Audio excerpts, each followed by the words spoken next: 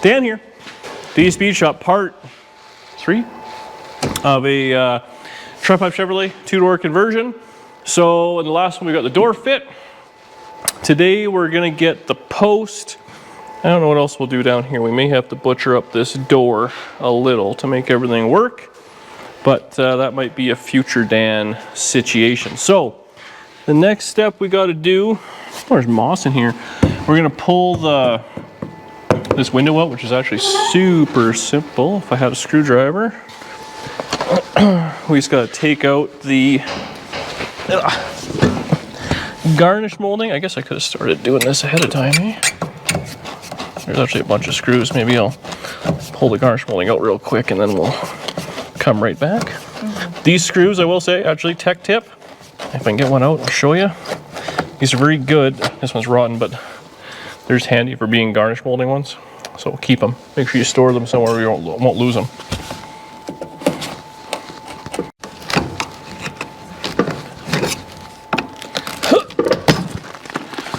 Okay, I'll get that out. This is a little rusty in here. Hopefully this comes out without being too much of a disaster. There's literally just one little tab, which is going to be a pain. Is there a hammer anywhere? Let's see if we'll get lucky. This might be a vice grip situation.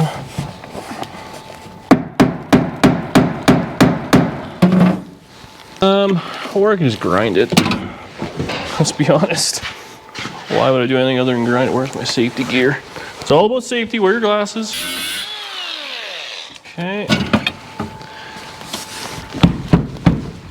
I think that's all there is in this.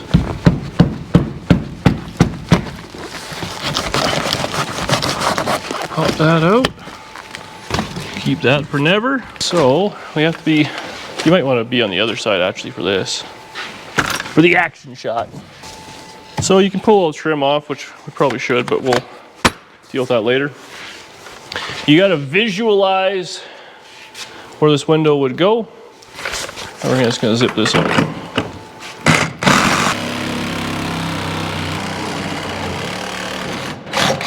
Okay, so this, unfortunately, or fortunately, however you want to look at it, we have to do a fair amount of surgery in here. Now I'm gonna hack it. I'm gonna put the back window in, and I'm not gonna have it go up and down because I don't care.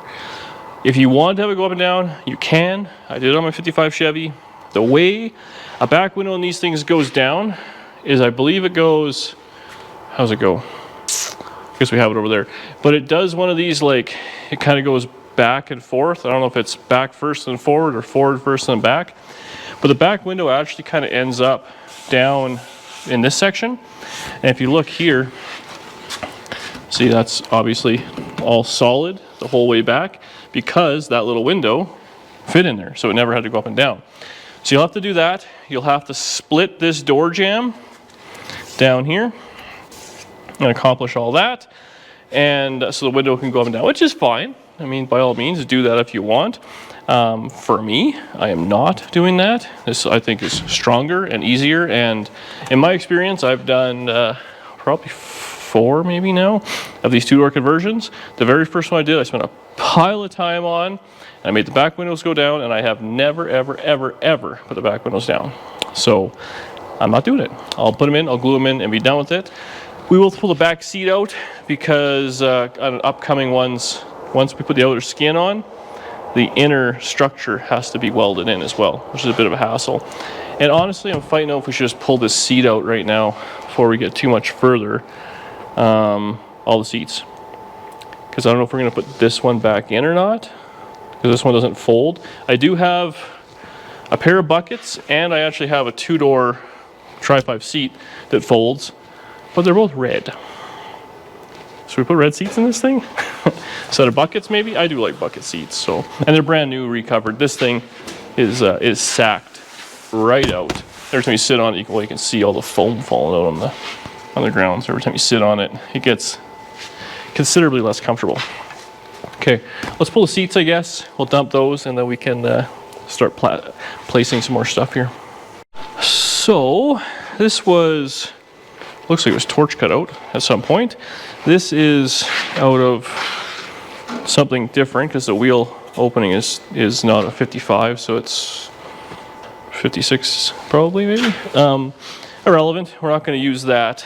So you can kind of get the idea. This section here already exists, so that's kind of about there, so we'll probably end up actually cutting here and then somewhere along those lines down there. Now on the inside, this actually makes life kind of easy. So you can see here, that is the package tray, and then these two bolts here are the pivot for this back window, and you can see the window, obviously it's going to be behind that package tray, which becomes a lot of work to mess with. So we're not going to do none of that.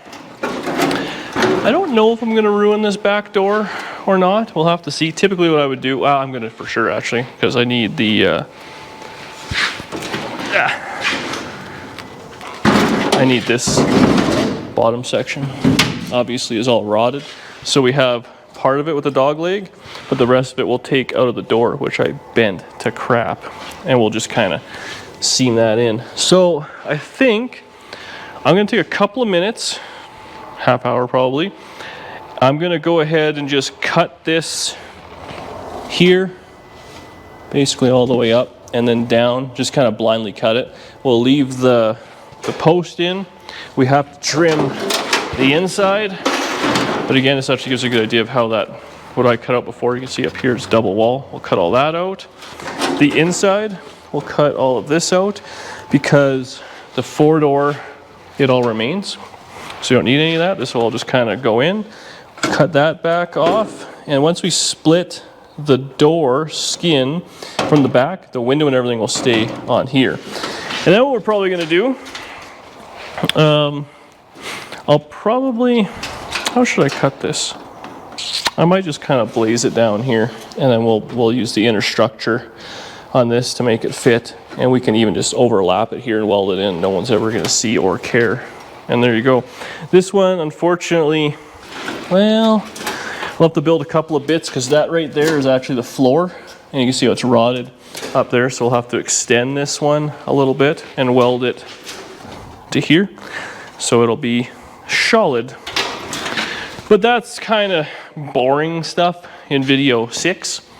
Right now we're in the fun stuff where we're just going to hang this thing and make it look like a 2-door car when you squint, kind of. So, oh yeah, you see, so the window definitely goes down first and then back after. That's how it works. So I'll get a few zip discs, cut this all up, basically make myself a custom panel.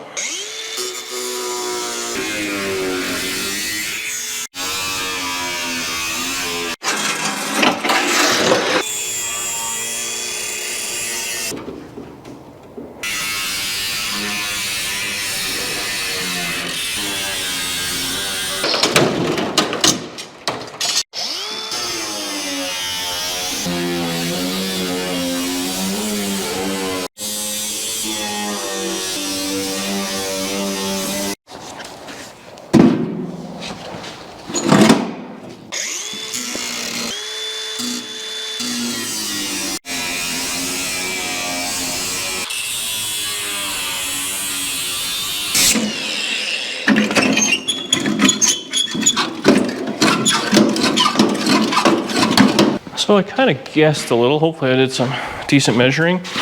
The only part I don't really know is this section here, if it'll fit or not. It needs more trimming. But either way, here's what we're going to do. We're going to open the door. We're going to kind of eyeball this guy in the spot. I may need to do a little more trimming on the floor side, I guess. Okay, so we need that. This should. Okay, that all has to come out too. So I gotta zip this off because this piece here is basically acting like the top of the door. So if we zip that off, we can weld that directly to the car. So that's cool. And then that little section is kind of hitting as well. So Just zip those two right quick, and then it's not going to fit because of these bits. We'll have to kind of modify those a little, and this will probably have to be kind of trimmed as well, obviously, because this piece is going to want to fit flush to there. So we'll have to kind of continue that cut type thing in there. Down here we might have to take a little bit out as well. And then before we get it all in, we will have to cut zip in here because the window does fit down in there, but yeah, get this cut out. Okay, round 2.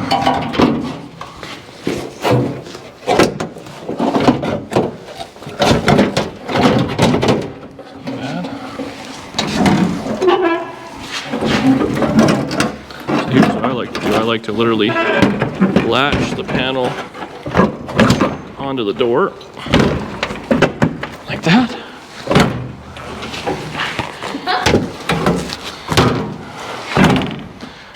And it kind of gives you an idea of what we got going on. So you can, awesome. Yeah, so you can kind of see what we're going to do here.